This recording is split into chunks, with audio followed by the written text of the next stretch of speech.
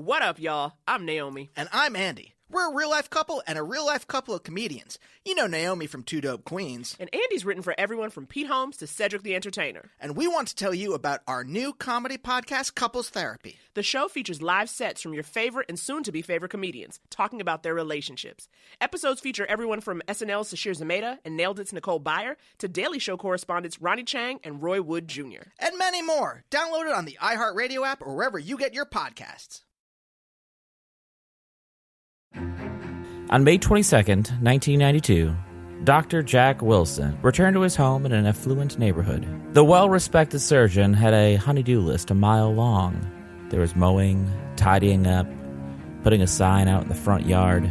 Dr. Wilson needed to get a number of things done before the sun set, because in the morning he and his wife were leaving for Santa Fe. He had been with his wife, Betty, for 17 years, and on that day, while Dr. Wilson was at home getting ready, she was running last-minute errands, picking up toiletries, dry cleaning, and before she came home around 9, she stopped to attend an AA meeting. Betty had started attending the Alcoholics Anonymous meeting after Jack pushed her to do so. Betty would go multiple times a week and used it as an opportunity to work through issues she had had. But when she returned home on that May 22nd evening, something happened that she didn't expect. She arrived home to their large home in a beautiful neighborhood outside of Huntsville, Alabama. She walked in the door, and right away she knew something was wrong. She got to the top of the stairs. It was a nightmare. Listen, this is the police department. Talk to me, okay? Were you in the house, or did you walk in the house? Okay, you come home and you walked in the house and you saw this person laying on the floor. Who is the person to you? Okay, do you know if the person that hurt him is still inside? I don't know. I got afraid. Okay. Now you just go stand there and you don't go back to your house, okay? And we've got an ambulance and we've got the police on the way. There on the floor, outside the master bedroom, her husband, Dr. Jack Wilson, was dead. Dr. Wilson had been beaten to death. Near his body, police found a bat. But that wasn't what killed him. No, it was a knife that stabbed him multiple times. By talking to neighbors and reconstructing the events, the police determined that Dr. Wilson had left his office around 4 p.m. He changed clothes and went outside to his front yard, where neighbors reported seeing him. He had used a baseball bat to drive a campaign sign into the ground, the same one used to beat him. He then took a stepladder from the garage and carried it to the upstairs hallway, where he removed a smoke detector from the ceiling. At this point, police theorized that Wilson was surprised by someone who was already in the house. The unknown assailant grabbed the baseball bat and began beating the doctor. After the doctor collapsed to the floor, that assailant stabbed him twice with a knife. At first, police thought it was a burglary, but there were no open drawers or ransacked closets. The whole case was beginning to look like an inside job. Police went to speak to Dr. Wilson's wife, Betty, but they were able to rule her out quite quickly, thanks to both witnesses and credit card transactions. She had lunch with her husband, Dr. Wilson, earlier that evening, and then been out all day preparing for their trip, which they were supposed to take the next day. The well-respected doctor was dead. Leads were minimal. While police did suspect that this was some sort of inside job, but they just didn't know whose inside job. About a week later, police received a call. A phone call about someone with a piece of information that the caller believed was too unbelievable to be true. But that piece of information wasn't untrue. Find out about it next on Murder Monday.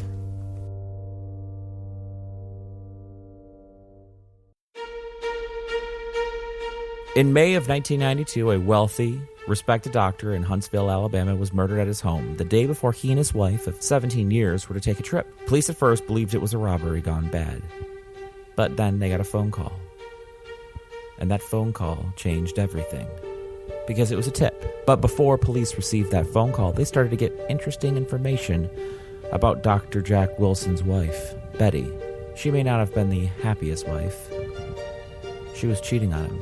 Not once, not twice, but with multiple men and multiple times.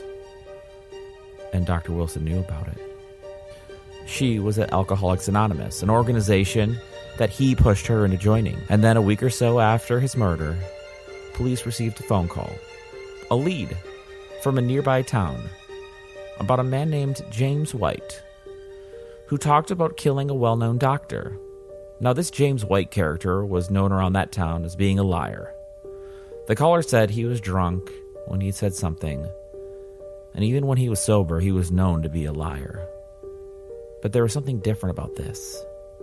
Because while the whole story was garbled, what emerged was that he was also known to be infatuated with a lady by the name of Peggy Lowe, a local elementary school teacher who just happened to be the twin sister of Dr. Jack Wilson's wife, Betty.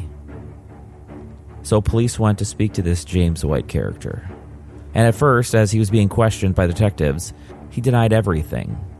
Slowly, as the evening and night grew longer, he began to contradict himself, spinning a web of lies and half-truths. He denied knowing the twin sister, Peggy Lowe, but then he admitted it.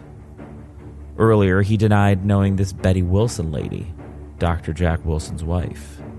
But then, he admitted to doing some work for her. A pattern emerged.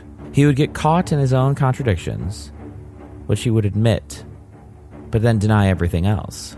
They understood from experience that it was going to be a long, drawn-out process in getting White to tell the truth, and it took time, but he eventually did tell the whole truth. James White eventually said that the twin sister, Peggy Lowe, had enlisted him to kill Wilson. James was a handyman at Peggy Lowe's school, and said that Peggy Lowe offered him $5,000 to kill her sister's husband. James White then said that he was under a strict deadline to kill Dr. Wilson before the Santa Fe trip because Betty loathed the idea of spending a weekend away with him. Betty had been having multiple affairs with men she'd met at AA, and her husband knew about her infidelities. Jack Wilson was impotent because of Crohn's disease, he said. But he also loved his wife, so he was happy to let her seek out affections from whoever could provide it. Betty allegedly wanted to get out of the marriage without giving up her lifestyle, which inspired her to plot her husband's murder. Investigators searched James White's house and found a handgun registered to Betty Wilson and a Huntsville library book checked out in her name. The book, which was a murder mystery, had some of the money in it to pay him for killing her husband. Betty was eventually sentenced to life in prison without parole, but Peggy was acquitted in a separate trial. Betty has always maintained her innocence, especially considering the result of Peggy's trial. And yet she was acquitted, and you were convicted. Why? Because I was a rich bitch who had an affair with a black man.